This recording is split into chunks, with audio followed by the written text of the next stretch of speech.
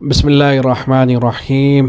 لال رومال والے غیر مقلد عالم شیخ مظفر مدنی جو مسجد نبوی کے اندر لوگوں کو پریشان کیا کرتے ہیں، ان کی اس ویڈیو سے متعلق یہ سوال ہے۔ پہلے تھوڑا سا ویڈیو کو دیکھ لیتے ہیں، اس کے بعد میں اس ویڈیو پہ تبصرہ کرتا ہوں۔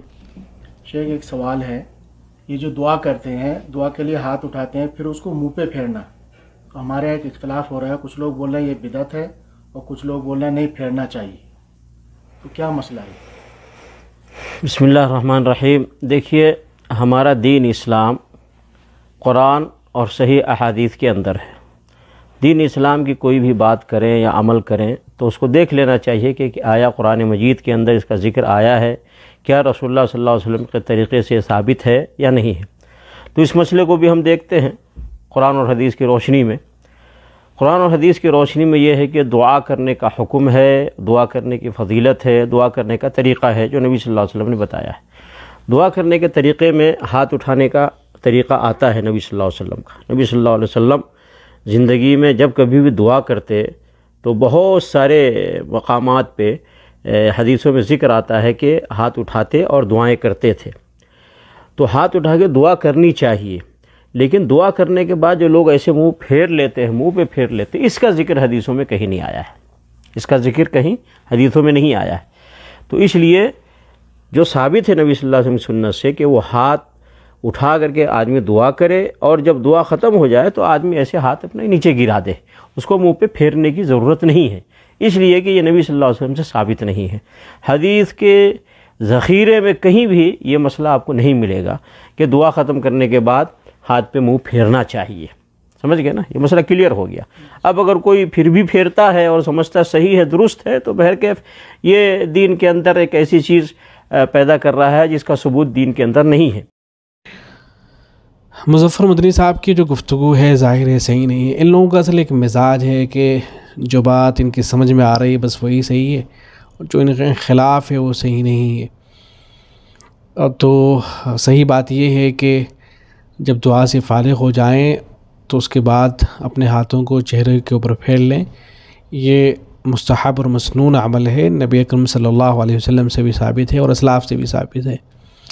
اس سلسلے میں جو روایتیں آئی ہیں، ترمذی کے اندر روایت موجود ہے کہ اللہ کے نبی صلی اللہ علیہ وسلم جب تک کہ اپنے دونوں ہاتھوں کو چہرے پر نہ پھیر لیتے تھے اس وقت تک ہاتھوں کو نیچے نہیں گرایا کرتے تھے۔ ایسے ہی ابو داؤد کے اندر ایک روایت موجود ہے اسی طرح کی۔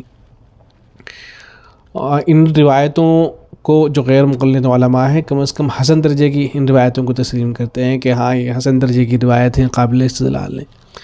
اور ہمارے نزدیک تو مسئلہ یہ ہے کہ اگر حسن درجے کی نہ ہوتی، صرف ضعیف روایت بھی ہوتی، تو تب بھی جو ہے اس کے اوپر عمل کرنا جائز ہوتا، مستحب ہوتا۔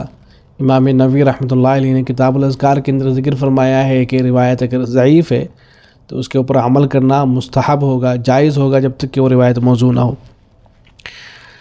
تو یہ تو روایتوں کا مسئلہ ہے۔ اس کے علاوہ اسلاف سے بھی یہ چیز ثابت ہے۔ میں ایک غیر مقلد عالم ہیں زبیر علی زئی، ان کی ایک کتاب ہے مقالات کا مجموعہ ہے، اس کی جلد نمبر 4 ہے، اس کے اندر جو کچھ انہوں نے لکھا ہے اس کو ذکر کیے دیتا ہوں تاکہ جو غیر مقلدین حضرات اس کو لے کر بحث کر رہے ہوتے ہیں ان کے علم میں بھی یہ بات آئے۔ انہوں نے لکھا ہے، اس کا صفحہ نمبر جو ہے جلد نمبر 4 صفحہ نمبر 568 ہے، 568۔ تو وہاں لکھتے ہیں، عنوان قائم کرتے ہیں کہ دعا میں چہرے پر ہاتھ پھیرنا بالکل صحیح ہے۔ پھر آگے لکھتے ہیں کہ ثقہ تابعی امام ابو نعیم وہب بن کیسان نے فرمایا، میں نے سیدنا ابن عمر اور ابن زبیر رضی اللہ تعالیٰ عنہ کو دیکھا، وہ دونوں دعا کرتے اپنی دونوں ہتھیلیاں اپنے چہرے پر پھیرتے تھے۔ الادب المفرد حدیث کا نمبر ہے 609۔ آگے لکھتے ہیں وہ سندہ حسن درجے کی روایت ہے۔ پھر آگے لکھتے ہیں کہ اس روایت پر بعض الناس کی جرح جمہور کی توثیق کے خلاف ہونے کی وجہ سے مردود ہے، یعنی جن حضرات نے اس روایت کے اوپر جرح کرنے کی کوشش کی ہے تو وہ مردود ہے، اس کی کوئی حیثیت نہیں ہے۔ پھر آگے لکھتے ہیں کہ امام معمر بن راشد رحمہ اللہ جن کی وفات 154 ہجری میں ہوئی ہے، دعا میں سینے تک ہاتھ اٹھاتے اور پھر اپنے چہرے پر پھیرتے تھے۔ یہ روایت مصنف عبد الرزاق کے اندر ہے اور اس کی سند صحیح ہے۔ آگے لکھتے ہیں پھر امام اسحاق ابن راہوے ان احادیث یعنی جن میں چہرے پر ہاتھ پھیرنے کا ذکر ہے، ان روایتوں کے اوپر عمل کرنا مستحسن سمجھتے تھے۔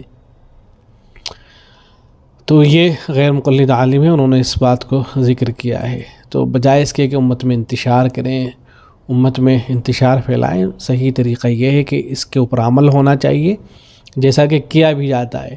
اب لوگوں کے ذہنوں کے اندر اس طرح کی باتیں ڈال دینا کہ یہ تو حدیث سے ثابت نہیں ہے، قرآن سے ثابت نہیں ہے، لہذا اس کے اوپر عمل نہیں کرنا چاہیے، اس طرح کی باتیں کرنا صحیح نہیں ہے۔ اللہ ان کو ہدایت سے نوازے، عقل سلیم عطا کرے، اور ان کے دماغوں کے اندر یہ بات آئے کہ ایسا نہیں ہے کہ بس جو کچھ تم نے سمجھ لیا ہے وہ صحیح ہے، بلکہ جو روایتیں آئی ہیں، جو چیزیں اسلاف سے ثابت ہیں، تو ان کو رد نہیں کرنا چاہیے، ان کے اوپر عمل پیرا ہونا چاہیے۔